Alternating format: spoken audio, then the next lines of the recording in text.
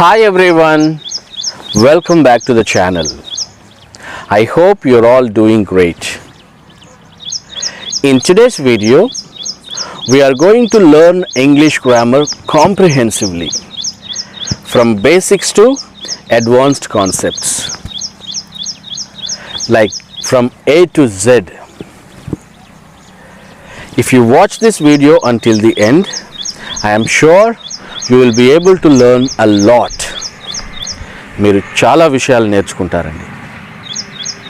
If you are new here, please subscribe to my channel so you don't miss out on my future content. Right. Before we dive deep into English grammar, I would like to remind you of something. In Hinduism, ఓం అనే ఒక శబ్దం ఉంటుందండి. ఎప్పుడైనా విన్నారా?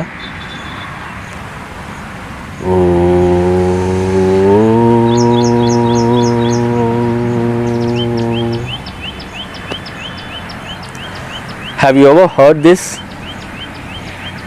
ఈ శబ్దానికి ఒక profound spiritual significance ఉందండి. In fact it is believed to be the sound from which the whole universe originated. ఈ అనంత విశ్వం ఓం అనే శబ్దంలోంచి పుట్టిందని హైందవులు నమ్ముతారు. అఫ్ కోర్స్ క్రైస్తవ మత విశ్వాసం చెప్పిన దాన్ని బట్టి క్రైస్తవులు, ముస్లిం మత విశ్వాసం చెప్పిన దాన్ని బట్టి ముస్లింలు, అలా వారి వారి మత విశ్వాసాలను బట్టి వారి వారి నమ్మకాలు ఉంటాయండి. ఈ రిలీజియస్ ఆస్పెక్ట్ పక్కన పెడితే, for any spoken language sound is the defining characteristic. అంతే కదా? సౌండ్ అనేది చాలా ముఖ్యమైనటువంటి విషయం. సౌండ్ లేకపోతే, without sound verbal communication is not possible. సాధ్యపడదు కదండి. సో దాన్ని బట్టి మనం అర్థం చేసుకోవాల్సింది ఏంటి? Every spoken language originates from sound. So sound అనేది అంత ముఖ్యమైనటువంటి విషయం. సో అలాంటి ఒక ముఖ్యమైనటువంటి టాపిక్ నుంచి, సౌండ్ అనేటువంటి టాపిక్ నుంచి మనం ఇంగ్లీష్ గ్రామర్ నేర్చుకోవటం మొదలు పెడతాం. So let us learn from there. Right. If we aim to learn English step by step, like building blocks, first we learn the alphabet. Ante kadandi? What is the alphabet? Alphabet is the set of letters used to write a language in a specific order. Ante kada? ఒక భాషని ఒక క్రమమైన పద్ధతిలో రాయటానికి అవసరమైనటువంటి అక్షరాల సమూహాన్ని మనం ఆల్ఫాబెట్ అంటాం. మీరు ఇక్కడ కొంచెం జాగ్రత్తగా వినాలండి. Listen carefully and try to understand what I'm about to tell. నేనేం చెప్పబోతున్నాను అనే విషయాన్ని మీరు అర్థం చేసుకోవడానికి ప్రయత్నం చేయండి. We use a lot of words in our everyday communication. మన రోజువారీ సంభాషణల్లో మనం ఎన్నో పదాలు, ఎన్నో మాటల్ని ఉపయోగిస్తూ ఉంటాం. మాటలే కాదు, పాటలు కూడా అనుకోండి. ఫర్ ఎగ్జాంపుల్, ఈ చల్లని వాతావరణంలో ఒక పాట గుర్తు చేస్తాం. ఎంత చల్లనిదమ్మ ఈ నేల తల్లి, ఎంత చక్కనిదమ్మ ననుగన్న తల్లి, ఎండల్లో ఎండింది వానల్లో తడిసింది, ఎండ వానల్లోన ఎగసి పడి నవ్వింది, కొండ కోనలనేమో కొప్పుగా ముడిచింది, పొద్దు పొడుపునేమో ముద్దాడబోతుంది, ఎంత చల్లనిదమ్మ ఈ నేల తల్లి, ఎంత చక్కనిదమ్మ ననుగన్న తల్లి. ఈ పాటలో కూడా పదాలే కదండి ఉన్నాయి. సో ఇలా మనం ప్రతిరోజు ఉపయోగించేటువంటి మాటలన్నీ, let us consider all of them together as a long essay. అంటారు కదండి, English is like an ocean. English భాష అనేది ఒక మహాసముద్రం లాంటిదని నేను ఇక్కడ ఒక పెద్ద ఎస్సేతో పోల్చడం జరిగిందన్నమాట. ఒక లాంగ్ ఎస్సేతో నేను పోల్చడం జరిగింది.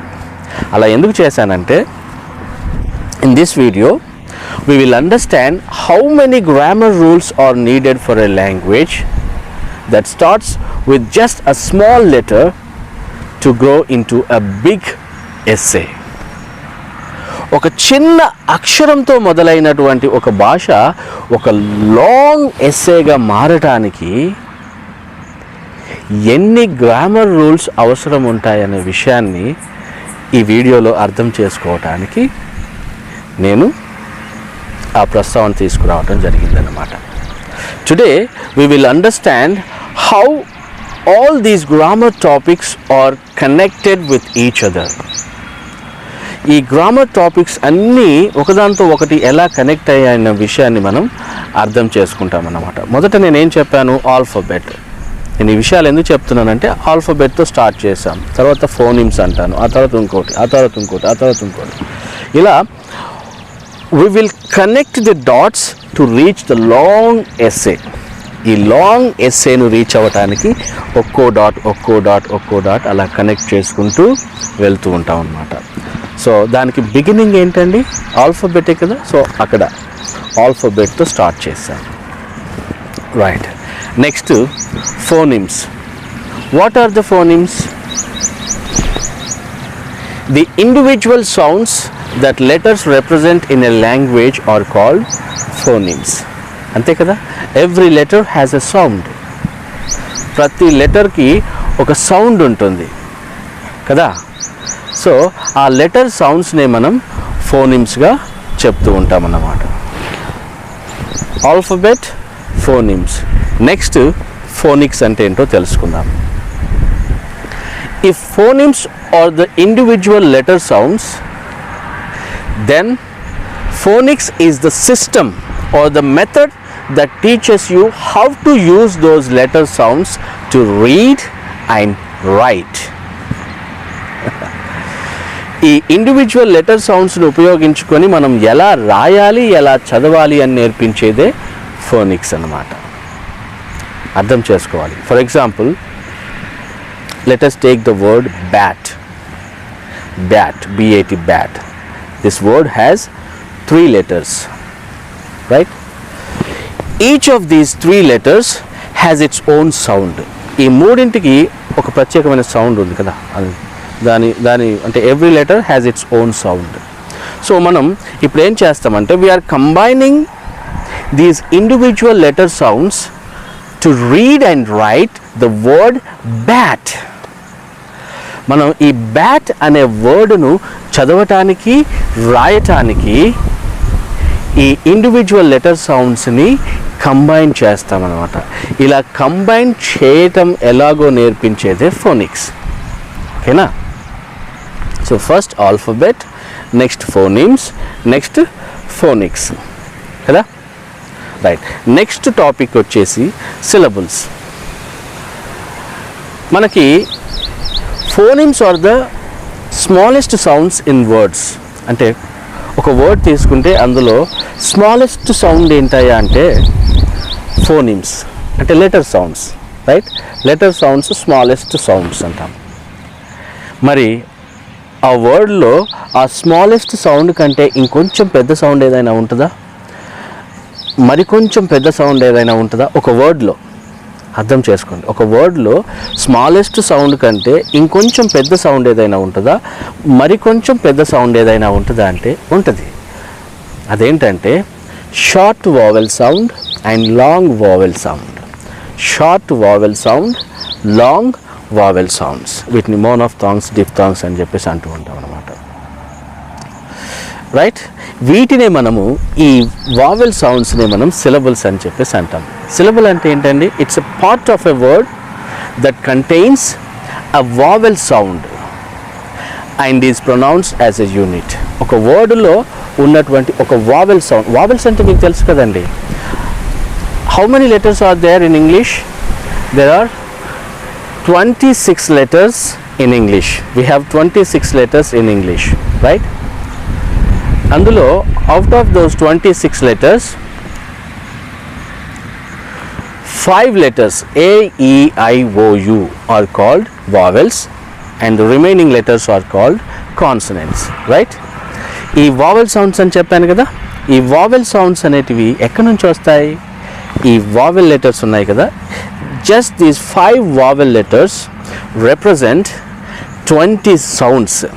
కేవలం ఈ 5 వావెల్స్ లెటర్స్ ఏవైతే ఉన్నాయో ఆ వావెల్ లెటర్స్ 20 సౌండ్స్ని రిప్రజెంట్ చేస్తాయన్నమాట. మనకు ఇంగ్లీష్లో we have 26 letters in English alphabet and 24 sounds. We have 24 sounds in English all together. ఎన్ని సౌండ్స్ ఉన్నాయండి? 44 సౌండ్స్. 44 సౌండ్స్. ఎన్ని ఉన్నాయండి?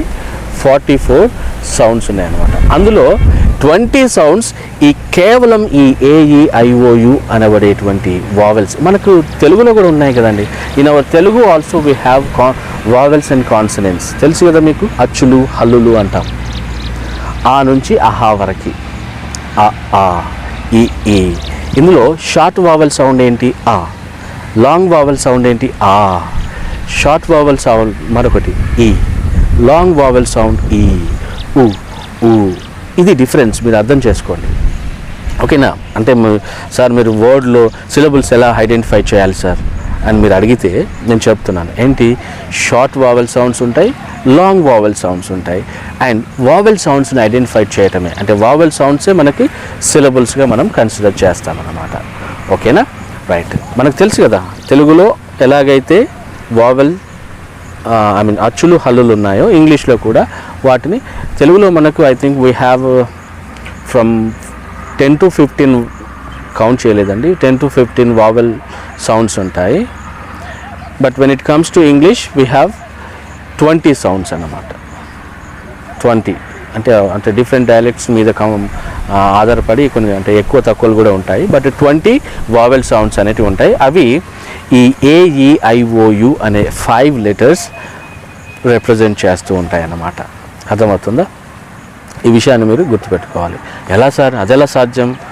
How is it possible sir? How can just 5 letters represent 20 sounds అంటే అది మనము కొంచెం ఈ ఫొనెటిక్ లాంగ్వేజ్ మనం అర్థం చేసుకుంటే నేర్చుకుంటే అర్థమవుతుంది అన్నమాట, ఓకేనా? అది ఎలాగంటే each letter represents are can make more than 1 sound. ఒక్కో లెటరు ఒక్కో సౌండ్ కంటే ఎక్కువగా రిప్రజెంట్ చేస్తూ ఉంటాయి అన్నమాట. అర్థమవుతుందా? అలాగే కాన్సోనెంట్స్ కూడా 21 ఉన్నాయి కదండి. There are 21 consonants and they represent 24 sounds. 20 plus 24 44, right? Okay, so 24 soundsని కాన్సనెంట్స్ రిప్రజెంట్ చేస్తాయి. అదేలాగా అందులో కూడా మనకి అంటే some letters can make more than 1 sound. మీరు ఒక సి కానీ జీ కానీ ఎస్ కానీ తీసుకున్నట్లయితే C can make the sound కు as in cat and S as in city, okay, S sound. Next, G can make G sound as in go and Z sound as in giant. Next, S can make the sound Su as in sit, Su as in sit. Next, Z as in has, HAS, has, US, as అలాగనమాట. So ఇలా కొన్ని letters మనకి more than 1 sound represent చేయటం జరుగుతుందన్నమాట. ఇంకా some sounds can be represented by the combinations of letters. For example CK. Q sound is represented by CK as in duck. Alage shu sound is represented by SH as in ship.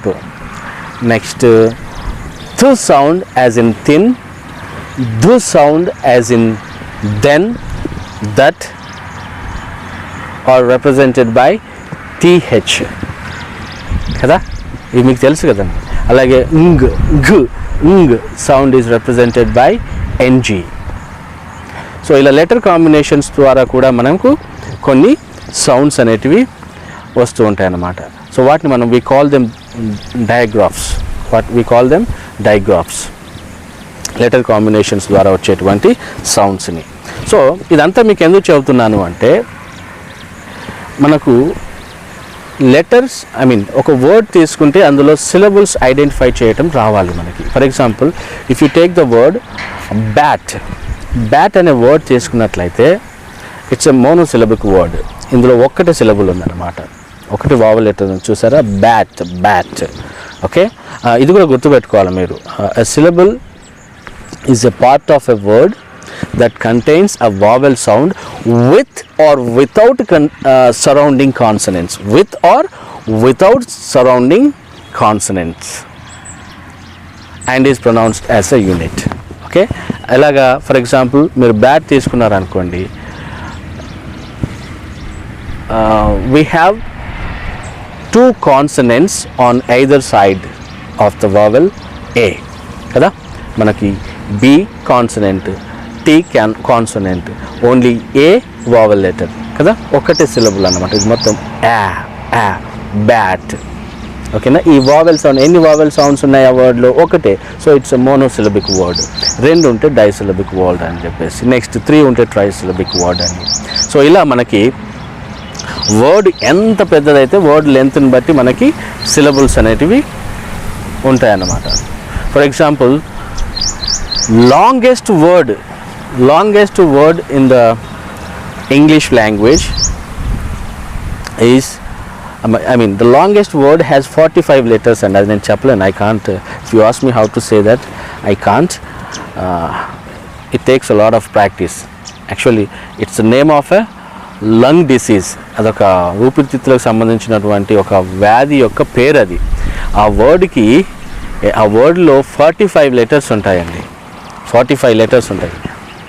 దాంట్లో 19 syllables ఉంటాయి, అంటే 19 vowel sounds ఉంటాయి అన్నమాట. So ఎలా identify చేస్తారు? మన తెలుగులో identify చేయట్లా. ఏది? ఆ ఉంటే షార్ట్ వావెల్, ఆ ఉంటే లాంగ్ వావెల్. అలాగే మనకి for example, let us take another word, paper. Paper 2 syllables, A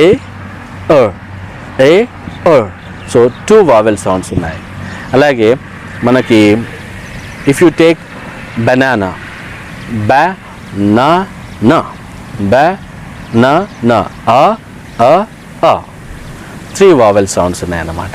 so అలాగే మనము వావెల్ సౌండ్స్ అనేవి మనం ఐడెంటిఫై చేయాలి. Okay, right. First alphabet, next phonemes, next phonics, next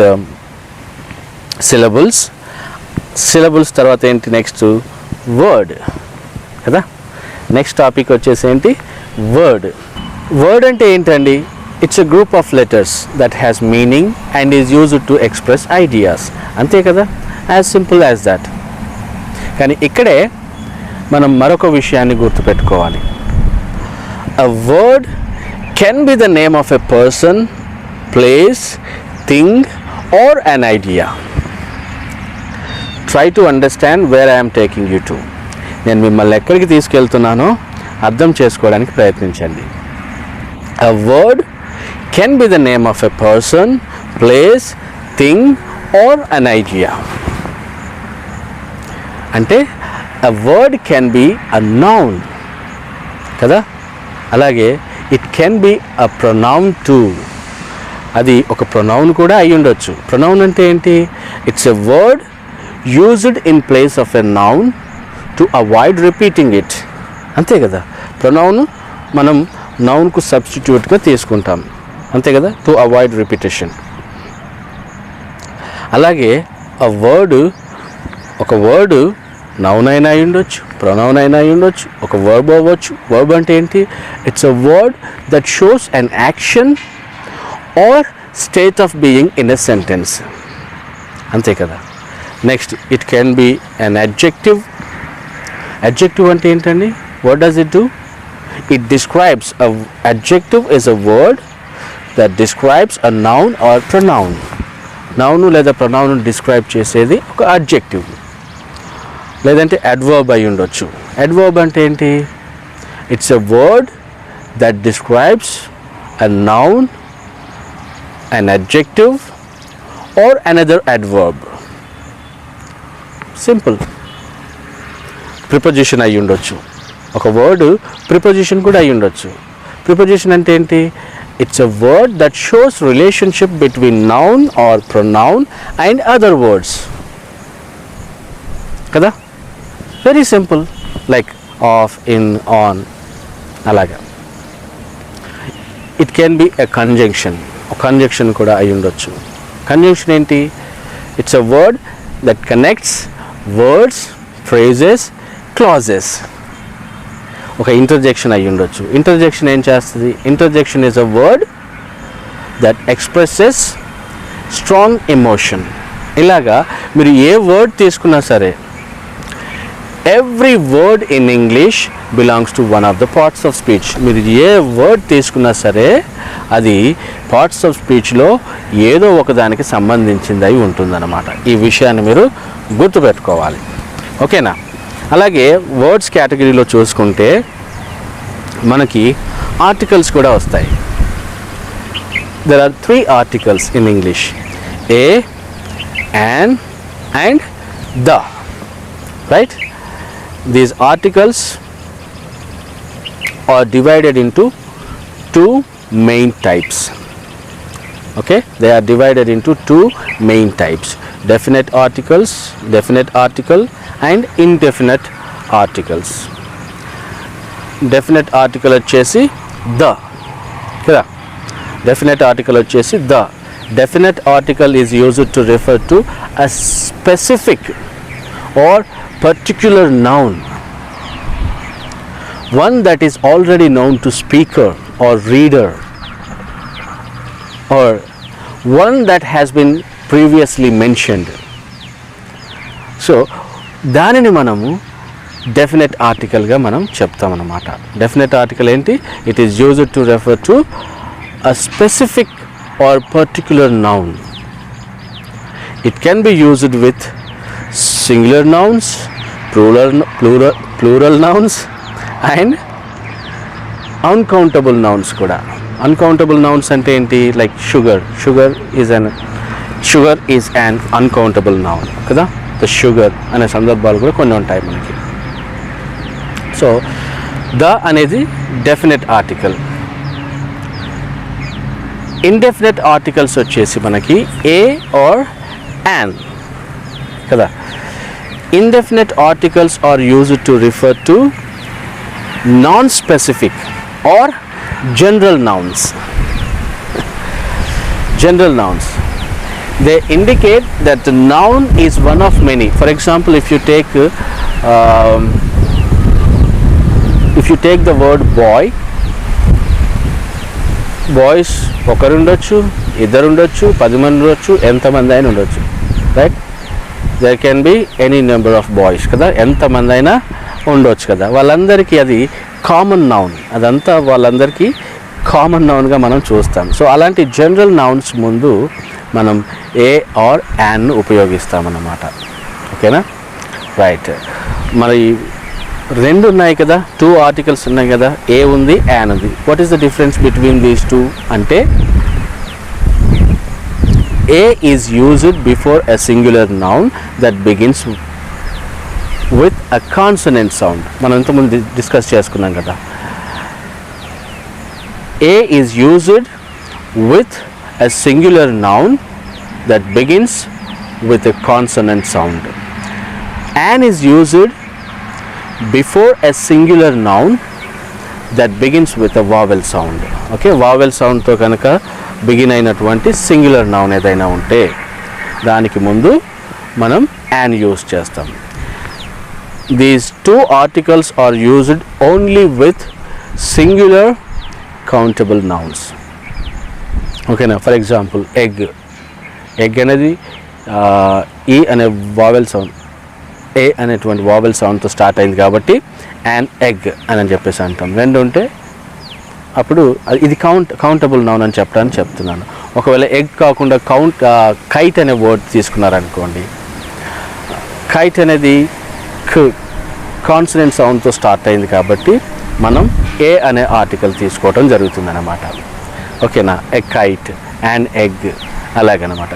మనం ఇలా సింగులర్ నౌన్స్ ముందే, సింగులర్ కౌంటబుల్ నౌన్స్ ముందే మనం ఇండెఫినెట్ ఆర్టికల్స్ని యూజ్ చేయటం జరుగుతుంది. బట్ డెఫినెట్ ఆర్టికల్ వచ్చేసి వాటిని, అంటే డెఫినెట్ ఆర్టికల్ని సింగులర్ నౌన్స్తో యూజ్ చేయొచ్చు, ప్లూరల్ నౌన్స్తో యూజ్ చేయొచ్చు, అలాగే అన్కౌంటబుల్ నౌన్స్తో కూడా యూజ్ చేయొచ్చు అన్నమాట. ఇదొకటి. చూడండి, ఇప్పుడు మనం ఎక్కడి నుంచి వచ్చాం? Alphabet, phonemes, phonics, syllables, next words. ఈ వర్డ్స్ కేటగిరీలోకి ఏమొచ్చాయి? పార్ట్స్ ఆఫ్ స్పీచ్ వచ్చాయి, ఆర్టికల్స్ వచ్చాయి, అలాగే ఇంకా చాలా ఉంటాయి మనకి వర్డ్స్ లైక్ యాంటోనిమ్స్. యాంటోనిమ్స్ అంటే ఏంటండి? Words with opposite meanings. అలాగే సినోనిమ్స్. సినోనిమ్స్ అంటే వర్డ్స్ విత్ సిమిలర్ మీనింగ్స్. ఇంకా చాలా ఉంటాయి. We can also create new words by adding prefixes, suffixes కదా. రూట్ వర్డ్స్కి, బేస్ వర్డ్స్కి మనం ప్రిఫిక్సెస్ యాడ్ చేసి లేదా సఫిక్సెస్ యాడ్ చేసి, ఫర్ ఎగ్జాంపుల్ కరెక్ట్, ఇన్కరెక్ట్, అలాగే బ్యూటిఫుల్ ఇంకొక ఎల్వై యాడ్ చేసి బ్యూటిఫుల్లీ అంటే ముందుగా యాడ్ చేస్తే prefix is added at the beginning of a root word, suffix is added at the end of a root word అన్నమాట. So అదొకటి మనం గుర్తుపెట్టుకోవాలి. ప్రిఫిక్సెస్ అండ్ సఫిక్సెస్ వీటిని యూజ్ చేసి కూడా న్యూ వర్డ్స్ క్రియేట్ చేయొచ్చు. అలాగే కాంపౌండ్ వర్డ్స్ తీసుకున్నట్లయితే రెండు వర్డ్స్ని, అంటే by combining two words to individual words, by combining two individual words we can create a new word. అదేంటంటే compound word. For example post office అయిపోతుంది. టూత్ బ్రష్ అయిపోతుంది. So అది compound word కింద. చూడండి ఎన్ని వర్డ్స్ ఉన్నాయో. ఇవే కాదు, ఇంకా చాలా ఉంటాయి అన్నమాట. ఫర్ ఎగ్జాంపుల్ anagrams తీసుకున్నారనుకోండి. anagrams అంటే they are formed by rearranging the letters. అంటే మనకు అలా ఎలా చేస్తామంటే దాన్ని, for example if you take the word listen అనే వర్డ్లో LISTEN ఉంది కదా. సో సేమ్ లెటర్స్ని ఉపయోగించి మనం మరొక వర్డ్ తయారు చేయొచ్చు. అదేంటంటే silent, SILENT, same letters. Okay, అలాగా. And in anagrams you can arrange the letters in any order you like. ఓకేనా. There is no specific rule about ప్లేస్మెంట్కి సంబంధించి ఎలాంటి స్పెసిఫిక్ రూల్ ఏం లేదండి. As long as you use the exact letters from the original word. Okay, ఆ original వర్డ్లో ఉన్నటువంటి letters ఏవైతున్నాయో వాటిని యూజ్ చేసి మీరు ఏ లెటర్ ఎక్కడైనా పెట్టచ్చు, కానీ ఒక న్యూ వర్డ్ క్రియేట్ చేసుకోవచ్చు అన్నమాట. ఓకేనా. For example silent is an anagram of listen, అలాంటివి అవి anagrams అంటారు. ఇంకా pangrams అని ఉంటాయి. pangram అంటే ఇట్స్ నాట్ ఎ వర్డ్ అండి, it's actually a sentence. It's a sentence that uses every letter of the alphabet. అంటే ఆల్ఫబెట్లో ఉన్న ప్రతి లెటర్ మనకు ఆ సెంటెన్స్లో కనిపిస్తుంది అన్నమాట. We have 26 letters in the English alphabet. So మనకి ఆ 26 letters మనకు ఒక సెంటెన్స్లో కనిపించాయి అంటే ఎలా?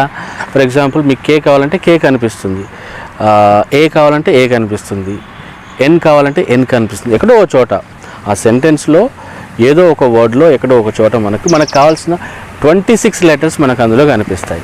సో అలాంటి సెంటెన్సెస్ని మనం pangrams అని చెప్పేసి అంటూ ఉంటాం అనమాట. సో అది మనకు వర్డ్స్ కేటగిరీలోకి రాదు. ఇకపోతే మనకు palindromes ఉంటాయి. palindromes అంటే ఏంటి? palindromes అంటే words that read the same forward and backward. ముందు నుంచి చదివినా వెనక నుంచి చదివినా కూడా సేమ్ ప్రొనౌన్సియేషన్ వస్తే వాటిని palindromes అని చెప్పేసి అంటాం అనమాట.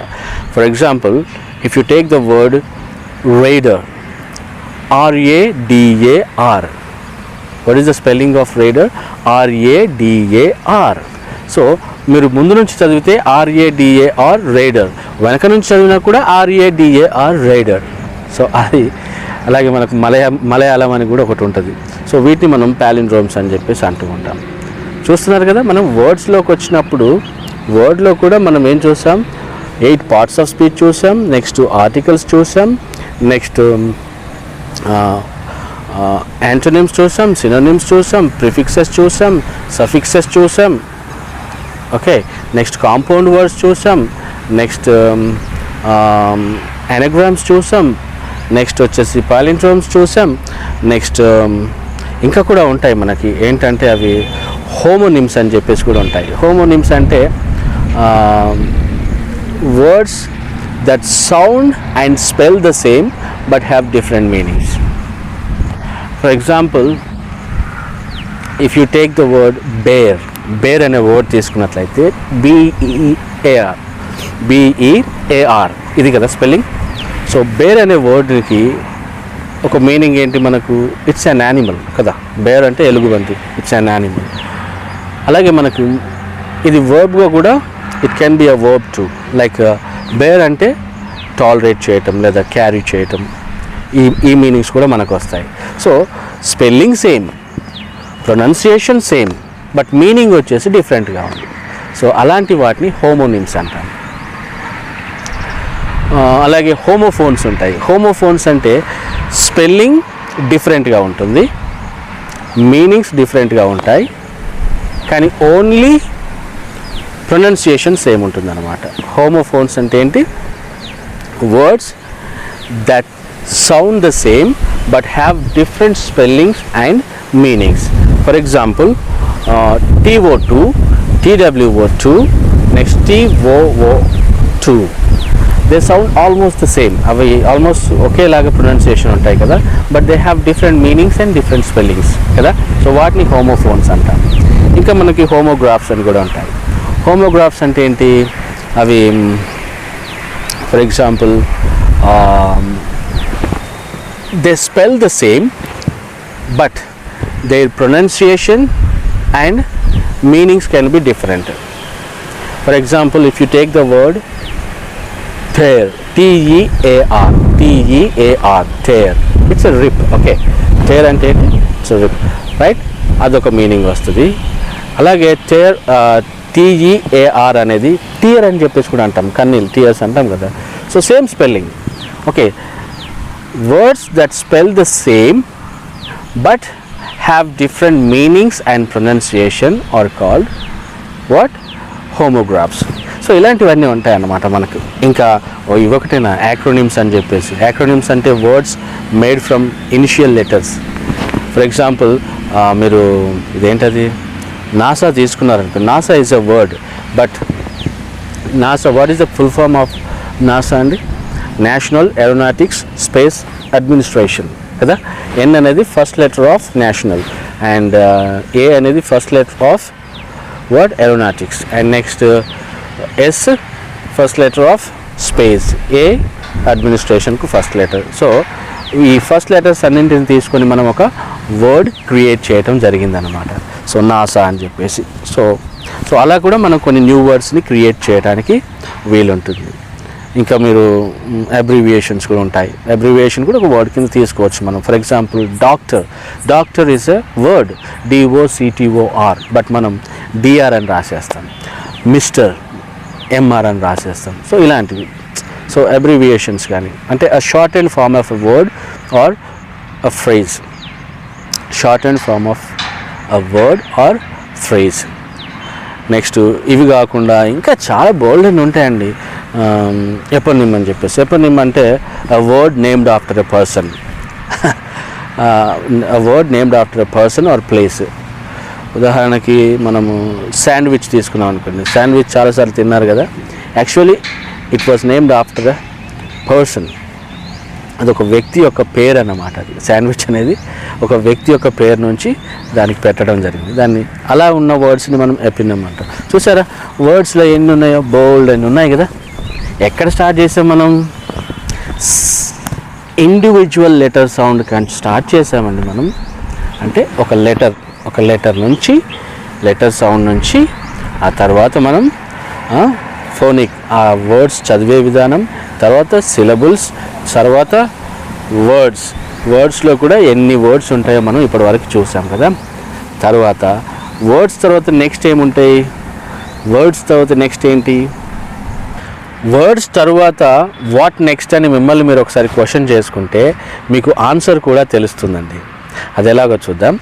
మీరు ఇండివిజువల్ లెటర్ సౌండ్స్ కంబైన్ చేసినప్పుడు ఒక సిలబుల్ వచ్చింది, అలాగే కొన్ని సిలబుల్స్ కంబైన్ చేసినప్పుడు ఒక వర్డ్ వచ్చింది. సో అలాగే మనం కొన్ని వర్డ్స్ కంబైన్ చేస్తే మనకి ఇంకొకటి ఏదో వస్తుంది. అదేంటంటే అఫ్కోర్స్ సెంటెన్స్ అనుకోండి, బట్ దానికంటే ముందు చాలా ఉంది. మనం సెంటెన్స్ వరకు వెళ్ళడానికంటే ముందు చాలా ఉంది. ఫస్ట్ మనం ఒక ఫ్రేజ్తో స్టార్ట్ చేయాలి, ఓకేనా.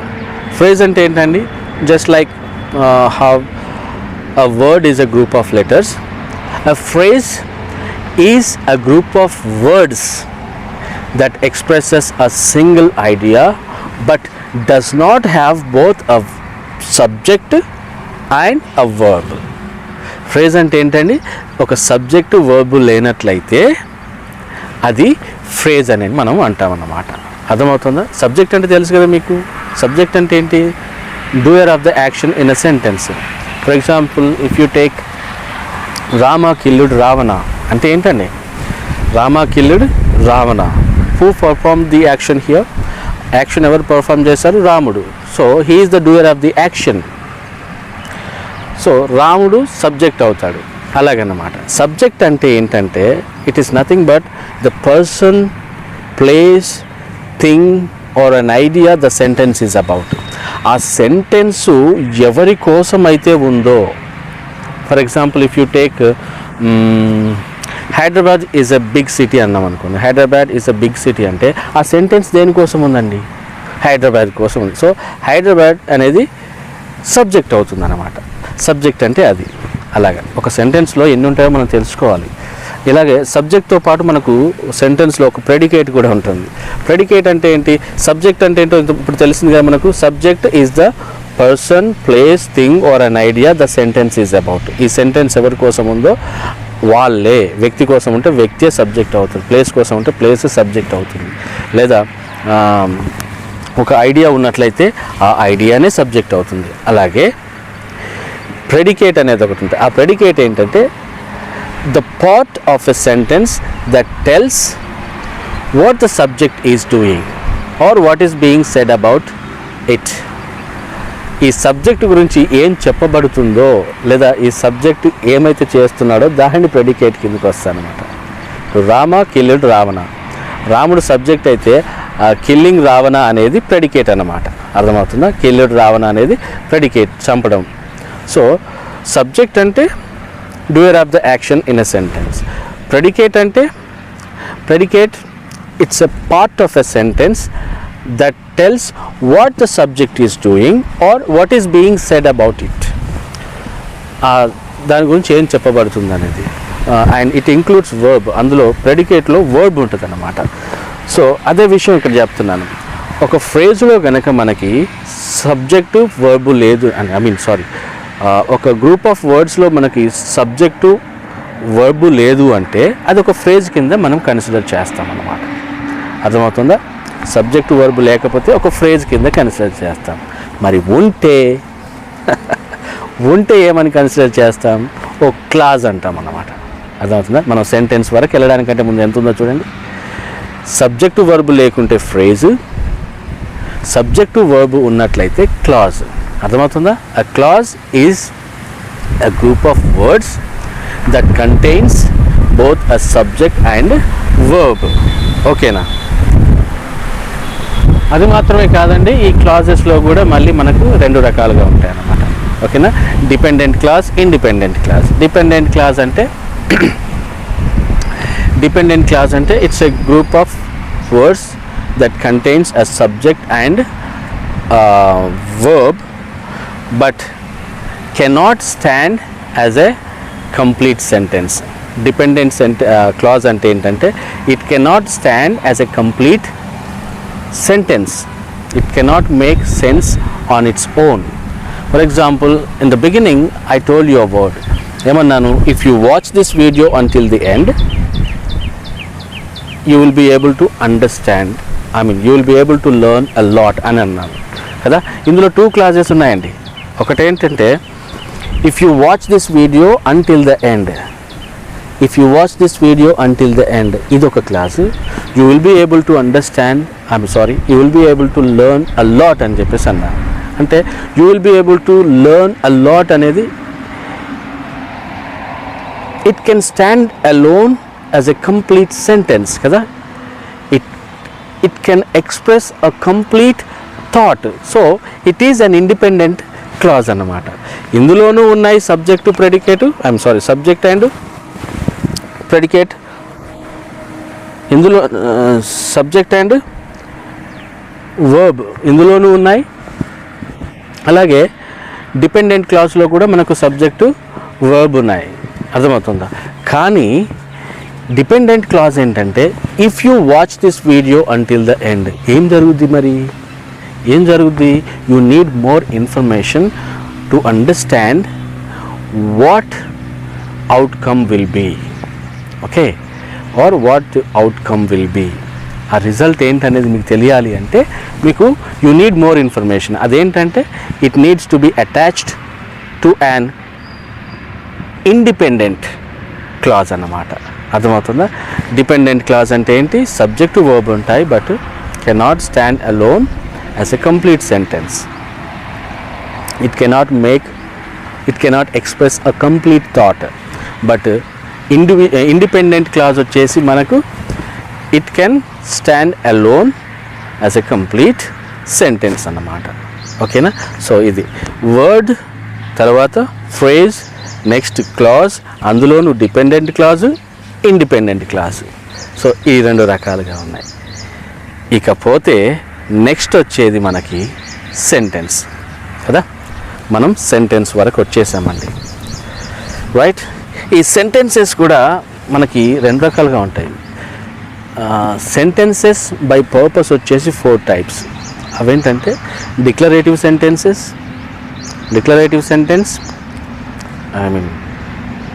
that makes a statement. Declarative sentence వచ్చేసి makes a sentence statement. First నేను ఆ 4 ఏంటో చెప్తాను. Declarative sentence, imperative sentence, interrogative sentence, exclamatory sentence. చూస్తున్నారా? ఈ సెంటెన్సెస్ బై పర్పస్ వచ్చేసి 4 టైప్స్. అవేంటంటే ఒకటి డిక్లరేటివ్ సెంటెన్స్, అంటే declarative sentence is used to make a statement. Next imperative sentence is used to give a command or request. Next interrogative sentence is used to ask a question.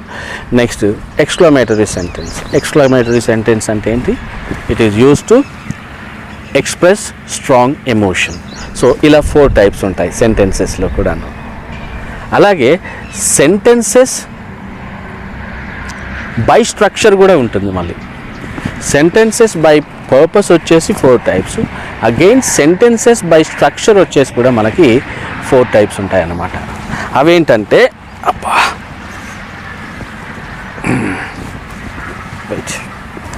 Right, sentences by structure తీసుకున్నట్లయితే అవి కూడా మనకు 4 ఉంటాయండి. Just like sentences by purpose 4 ఎలాగైతే ఉన్నాయో అవేంటి, declarative sentence, imperative sentence, interrogative sentence and exclamatory sentence కదా. Next మనకు సెంటెన్సెస్ బై స్ట్రక్చర్ తీసుకుంటే simple sentence, next compound sentence, complex sentence and compound complex sentence. Okay, ఇవి చాలా ఈజీ అండి, అర్థం చేసుకోవడం చాలా ఈజీ. ఎందుకంటే మనం ఇంతకంటే ముందే మనము క్లాజెస్ గురించి నేర్చుకున్నాం కదా. డిపెండెంట్ క్లాస్ అంటే ఏంటి, ఇండిపెండెంట్ క్లాస్ అంటే ఏంటో మనం నేర్చుకున్నాం కాబట్టి ఇది చాలా ఈజీ. సింపుల్ సెంటెన్స్ అంటే ఎ sentence that has one independent clause. Simple sentence is nothing but a sentence that has one independent clause. Next, compound sentence ante a sentence that has two independent clauses. Okay, రెండు independent classes. Compound అంటేనే మీకు అర్థమైపోవాలి. ఇంతకుముందు మనం compound words గురించి నేర్చుకున్నాం కదా. Two individual words, post office రెండింటిని combine చేసినప్పుడు కాంపౌండ్ వర్డ్ని క్రియేట్ చేస్తాం మనం, పోస్ట్ ఆఫీస్ అని. అలాగే టూ ఇండిపెండెంట్ క్లాజెస్ని కంబైన్ చేస్తే మనకు ఒక కాంపౌండ్ సెంటెన్స్ వస్తుంది అన్నమాట. Next complex sentence. Complex sentence అంటే ఏంటి? a sentence that has one independent clause and one or more dependent clauses అన్నమాట. This is a complex sentence. Complex sentence అంటే ఏంటి? A sentence that has one independent clause and one or more dependent clauses. And the last one is compound complex sentence. Compound complex sentence is a sentence that has two or more independent clauses and one or more dependent clauses. Two or more independent clauses and one or more dependent clauses. అంతే, జాగ్రత్తగా విని గుర్తుపెట్టుకోవాలి.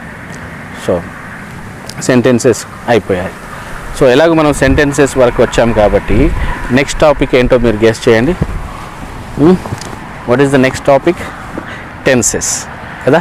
ఏ tense తీసుకున్నా కూడా మనకి ఏదో ఒక ఏ sentence తీసుకున్నా కూడా మనకి ఏదో ఒక టెన్స్కి సంబంధించింది అయి ఉంటుంది. మనం ఇంతకుముందు చెప్పుకున్నట్లుగా యాజ్ ఐ మెన్షన్డ్ ప్రీవియస్లీ, ఏ వర్డ్ తీసుకున్నా కూడా ఏదో ఒక పార్ట్స్ ఆఫ్ స్పీచ్కి కనెక్ట్ అయిపోతుంటుంది అనమాట. అలాగే ఏ సెంటెన్స్కు తీసుకున్నా కూడా ఏదో ఒక టెన్స్కు సంబంధించిందే ఉంటుంది. సో ఇప్పుడు టెన్సెస్ అంటే మనకి 3 మెయిన్ టెన్సెస్ ఉన్నాయి. There are 3 main tenses: present, future, past కదా. Present tense, past tense, future tense, 3 main tenses ఉన్నాయి. సో మొత్తం మనకి 12 టెన్సెస్ వస్తాయి కదా. మనకు మొత్తం simple present tense, present continuous tense, present perfect tense, present perfect continuous tense, ఇలాగ మనము డివైడ్ చేస్తే మొత్తం 12 టెన్సెస్ వస్తాయి. ఇప్పుడు చూద్దాం మనం ఏ టెన్స్ ఏ సందర్భాల్లో వాడుతామనేది. సింపుల్ ప్రజెంట్ టెన్స్ని మనం ఎప్పుడు యూజ్ చేస్తామంటే, it is used for actions happen regularly, habitually and general truths. Okay, next present continuous tense ఎప్పుడు యూజ్ చేస్తామంటే, it is used for actions happening right now or ongoing or temporary. For example, I'm talking to you, ఇలాగన్నమాట. Next present perfect tense ఎప్పుడు use చేస్తామంటే, for actions completed in the past and connected to the present. For actions completed in the past and connected to the present. For example, I have eaten. ఇది ప్రజెంట్కి ఎలా connect అయిందని మనకు ఎలా అర్థమవుతుందండి? How can you understand that? అది ఎలాగ అర్థమవుతుంది? సాధారణంగా ఎవరైనా మనల్ని భోజనం చేద్దాం రా అని ఇన్వైట్ చేసినప్పుడే కదా మనం ఈ మాట చెప్పేది. తిందాం రా అని, లేదా తిన్నావా అని చెప్పేసి అడిగినప్పుడు ఐ హ్యావ్ ఈటెన్ అంటాం. అంటే it indirectly and I have eaten implies that it's not necessary for you to eat now. Okay, మీకు ఇప్పుడు తినాల్సిన అవసరం లేదు అని ఇండైరెక్ట్గా అర్థం వస్తుంది అన్నమాట. సో కాబట్టి ఇది ప్రజెంట్ టెన్స్కి కనెక్ట్ ప్రజెంట్కి కనెక్ట్ అయిందన్నమాట. అర్థమవుతుందా? ఇది పాస్ట్ టెన్స్లో కంప్లీట్ అయిన యాక్షన్ అయినప్పటికీ ప్రజెంట్కు కనెక్ట్ అయిందన్నమాట. అలాగా. Next present perfect continuous tense. ఇది ఎప్పుడు యూజ్ చేస్తాం? It is used for actions that started in the past.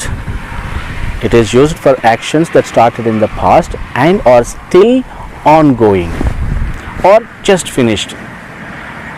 Okay, అది ఆన్గోయింగ్ అయినా లేదా జస్ట్ ఫినిష్డ్ అయినా కానీ ఈ టెన్స్ యూజ్ చేస్తాం అన్నమాట. Emphasising duration. ఫర్ ఎగ్జాంపుల్, ఏమైనా ఏం చేస్తున్నాం సేపటిదాకా అని చెప్పేసి అంటే I have been doing my homework అని చెప్పేసి అంటాం, అలాగనమాట. సో ఇది ప్రజెంట్ టెన్స్ విషయానికి వస్తే. పాస్ట్ టెన్స్ విషయానికి వస్తే ఏంటి? సింపుల్ పాస్ట్ టెన్స్ ఎప్పుడు యూజ్ చేస్తాం? When do we use simple past tense? We use simple past tense for actions completed at a specific time in the past. Simple, right?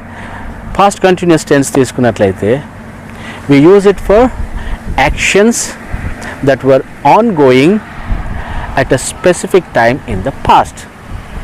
అయిపోయా. Next past perfect tense ఎప్పుడు use చేస్తామంటే we use it for actions completed before another past action. We use it for actions completed before another past action. That's it. Next, past perfect continuous tense ని ఎప్పుడు use చేస్తాం? For actions ongoing over a period, right? For actions ongoing over a period before another past action. Try to understand. Past perfect continuous tense ఎప్పుడు use చేస్తామండి? It is used for actions ongoing over a period before another past action. That's it. Next, future tense విషయానికి వచ్చినట్లయితే simple future tense ఎప్పుడు use చేస్తాం? For actions that will happen later, తర్వాత జరిగేటువంటి భవిష్యత్తులో జరిగేటువంటి వాటి. ఫ్యూచర్ కంటిన్యూస్ టెన్స్ ఎప్పుడు యూజ్ చేస్తాము అంటే for actions that will be ongoing at a specific time in the future. That's it. Next, future perfect tense ఎప్పుడు యూజ్ చేస్తామండి? For actions that will be completed before a specific future time. కదా? Future perfect tense ఎప్పుడు use చేస్తాము? For actions that will be completed before a specific future time. That's it. Next, future perfect continuous tense ni eppudu use chestamu? For actions ongoing over a period before a specific future time. That's it. Before a specific future time. Tenses మొత్తం మనకి cover చేసేసి. So అంతే, చాలా simple అండి. మనకు tenses నేర్చుకుంటే మిగతా ఏ advanced grammar concept అయినా కానీ చాలా ఈజీగా అర్థమవుతుందండి. అది యాక్టివ్ వాయిస్ ప్యాసివ్ వాయిసే కానివ్వండి, డైరెక్ట్ ఇండైరెక్ట్ స్పీచే కానివ్వండి. యాక్టివ్ వాయిస్ ప్యాసివ్ వాయిస్ అంటే ఏంటండి? యాక్టివ్ వాయిస్ అంటే ఏంటి? If a sentence begins with the doer of the action it is in active voice, right? If a sentence begins with the receiver of the action it is in passive voice కదా, అది passive voice అన్నమాట. So అంతే. కాకపోతే ఒక సెంటెన్స్ని active వాయిస్లోంచి ఒక sentence అది ఏ టెన్స్లో ఉన్నా సరే, అర్థం చేసుకోండి, ఈ 12లో ఏ టెన్స్లో ఉన్నా సరే ఒక సెంటెన్స్ని యాక్టివ్ వాయిస్ నుంచి ప్యాసివ్ వాయిస్కి కన్వర్ట్ చేయటానికి చాలా ఈజీ. ఎప్పుడు మీరు టెన్సెస్ నేర్చుకుంటే, ఓకేనా? మీరు ఈ టెన్సెస్ కనుక క్లియర్గా నేర్చుకుంటే యాక్టివ్ వాయిస్ నుంచి ప్యాసివ్ వాయిస్లోకి లేదా డైరెక్ట్ స్పీచ్ నుంచి ఇండైరెక్ట్ స్పీచ్లోకి కన్వర్ట్ చేయటం చాలా ఈజీ అన్నమాట. చాలా ఈజీగా ఉంటుంది. Next, direct and indirect speech. Direct speech అంటే ఏంటండి? Direct speech is used when you repeat someone's exact words, usually by putting those exact words inside quotation marks కదా, సింపుల్. నెక్స్ట్, ఇండైరెక్ట్ స్పీచ్ ఎప్పుడు use చేస్తాం? Indirect speech is used when you report what someone said, when you report what someone said but you don't use their exact words. వాళ్ళు use చేసినటువంటి exact words అనేవి use చేయం, కాకపోతే మారుతూ ఉంటాయి. ఆ మారటం ఏంటనేది మనకు చాలా ఈజీగా అర్థమైపోతుంది. ఇవన్నీ కాన్సెప్ట్స్ దాటుకుంటూ వస్తే, ఒకవేళ టెన్సెస్ క్లియర్గా అర్థమైంది అంటే ఆ వచ్చే మార్పులు ఏంటనేది మనకు ఈజీగా అర్థమవుతుంది. ఇప్పుడు మనం డైరెక్ట్ స్పీచ్ నుంచి ఇండైరెక్ట్ స్పీచ్లోకి మనం కన్వర్ట్ చేస్తున్నప్పుడు ఏ మార్పుల గుండా వెళ్తుంది ఆ సెంటెన్స్ అనేది మనకు ఎలా అర్థమవుతుంది అంటే టెన్సెస్ మనకు క్లియర్గా తెలియాలి. అలా తెలిస్తే కొన్ని రూల్స్ మనం నేర్చుకొని ఈజీగా ఇండైరెక్ట్ స్పీచ్లోకి కన్వర్ట్ చేయొచ్చు. ఆ తర్వాత మిగిలింది ఏంటండి? Degrees of comparison. Degrees of comparison అంటే ఏంటి? It's nothing but modifying adjectives and adverbs for comparison. అంతే, చాలా సింపుల్. సో ఇవన్నీ అడ్వాన్స్డ్ గ్రామర్ టాపిక్స్ అన్నమాట, గ్రామర్ కాన్సెప్ట్స్. సో అర్థం చేసుకోండి ఒక విషయం, ఇదంతా విన్న తర్వాత ఏం సార్ మాకేదో 4 ముక్కలు ఇంగ్లీష్లో మాట్లాడటం నేర్పించమంటే మేమేదో స్కూల్కి వెళ్ళే పిల్లల్లాగా మాకు గ్రామర్ అంతా చెప్తున్నారని మీకు అనిపిస్తే మీకు అలా అనిపించడంలో తప్పేమీ లేదండి, అది సహజమే. యాక్చువల్లీ మీకు ఇవంతా అవసరం లేకుండా మీరు స్పోకెన్ ఇంగ్లీష్ నేర్చుకోవాలి అంటే ఒక రెండు టాపిక్స్ మాత్రం చాలా జాగ్రత్తగా నేర్చుకోవాలండి. ఒకటి ఏంటంటే సబ్జెక్ట్ వర్బ్ అగ్రిమెంట్, రెండవది వచ్చేసి టెన్సెస్. ఈ రెండు చాలా ముఖ్యమైనవి అన్నమాట. ఓకేనా? ఇవి ఎంత ముఖ్యమైనవి అంటే అది అర్థం కావడానికి మీకు ఒక చిన్న ఉదాహరణ చెప్తాను. అదేంటంటే మనం ఒక చికెన్ వండటం గురించి మాట్లాడదాం. మీ ఇంట్లో ఉప్పు కాస్త తక్కువగా ఉందనుకోండి, చికెన్ వండేస్తామా? వండొచ్చు, కాస్త చప్పగా ఉంటుంది అంతే. కాస్త మసాలాలు తక్కువగా ఉన్నాయనుకోండి, అప్పుడు కూడా వండొచ్చు, కానీ మనకు కావాల్సినంత స్పైసీగా ఉండకపోవచ్చు. కానీ ఒక హస్బెండ్ తన భార్య దగ్గరికి వచ్చి ఈరోజు ఎలాగైనా సరే నువ్వు చికెన్ వండి తీరాల్సిందే అని అన్నాడు అనుకోండి. సరే మరి ఏది తీసుకొచ్చావా అంటే, తీసుకొస్తేనే వండుతావా, చికెన్ తెస్తేనే వండుతావా, లేదంటే వండవా అంటే ఎట్లా ఉంటుందండి? నవ్వొస్తుంది కదా. ఏంటది? చికెన్ వండాలంటే చికెన్ వండాలి కదా. చికెన్ అనే కర్రీలో మెయిన్ ఐటమ్ వచ్చేసి చికెనే. అలాగే మనం ఇంగ్లీష్ నేర్చుకోవాలి అనుకున్నప్పుడు మనకు ముఖ్యంగా మనకు తెలిసి యాక్టివ్గా నేర్చుకున్నా ప్యాసివ్గా నేర్చుకున్నా కానీ డెఫినెట్గా మీరు టెన్సెస్ నేర్చుకుంటున్నారు. ఒకవేళ మీరు మాట్లాడగలుగుతున్నారు అంటే మీకు టెన్సెస్ నేర్చుకున్నారని దాని అర్థం. సో ఈ టెన్సెస్ తెలిస్తే మీరు ఏ టాపిక్లోనైనా ఏది అర్థం చేసుకోవాలన్నా చాలా ఈజీగా ఉంటుందన్నమాట. ఫర్ ఎగ్జాంపుల్, మీరు ఒక చెట్టు దగ్గరికి వెళ్ళి మామిడికాయ కోసారనుకోండి, ఆ మామిడికాయను బుట్టలో పెడితే మామిడి పండు, ఫ్రిడ్జ్లో పెడితే జామ పండు కాదు కదండి. అది మామిడి పండే అవుద్ది. అట్లాగే ఒక సెంటెన్స్ అనేది ఎలాగూ అది ఏదో ఒక టెన్స్కి సంబంధించిందే అయ్యి ఉంటుంది. కాబట్టి మీకు టెన్సెస్ క్లియర్గా వస్తే ఏ టాపిక్లో ఎలాంటి మార్పులకు అది గురవుతుంది అనేది అర్థం చేసుకోవటం చాలా ఈజీ అన్నమాట. సో నేను ఇవంతా మీకు ఎందుకు చెప్పాను అంటే, చాలామందికి గ్రామర్ అంటే భయం ఉంటుంది కదా. అది ఎలా ఉంటుందంటే, కొంతమంది ఆ గుహలో ఏదో ఉందట అన్న వాళ్ళకి ఒకసారి లోపలికి తీసుకొస్తే బయటకు వచ్చిన తర్వాత ఏమంటారు? అందులో ఏమీ లేదు అంటారు కదా.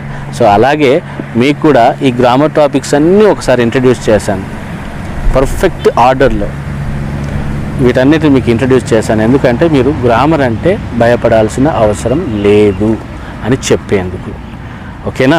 సో నెక్స్ట్ మీకు స్పోకెన్ ఇంగ్లీష్ క్లాసెస్ నేను ఏం చెప్తాననేది మీకు తర్వాత వీడియోలో ఎక్స్ప్లెయిన్ చేస్తానండి. Thanks for watching this. Happy learning. మీకు ఈ వీడియో నచ్చినట్లయితే కాస్త లైక్ చేయండి, మీ ఫ్రెండ్స్తో షేర్ చేయండి.